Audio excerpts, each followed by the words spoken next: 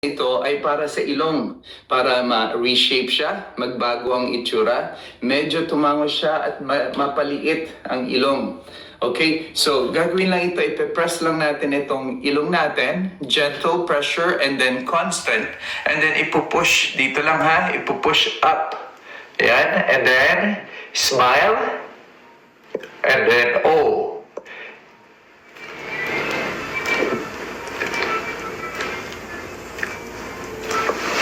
Kung nakatulong ito sa inyo na magbago yung itsura ng ilong nyo, Ano ba yun?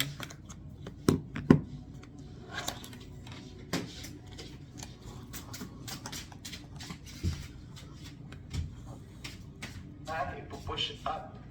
Ayan, and then smile, and then oh.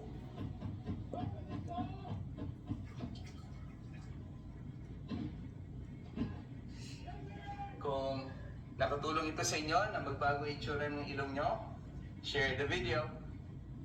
Ang exercise na ito ay para sa ilong, para ma-reshape siya, magbago ang itsura, medyo nagbago? siya at Ano nagbago ah?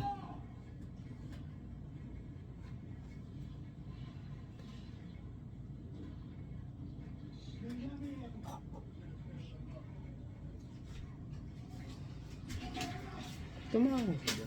Hindi naman eh. Hindi naman eh. Ikaw nga. Para daw tumango sa ilong mo. Ganyan daw. Oh, smile. Ganun. Ganun. Oh.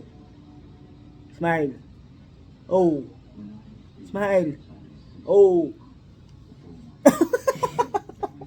Wala naman nagbago. Babay na nga niloloko tayo.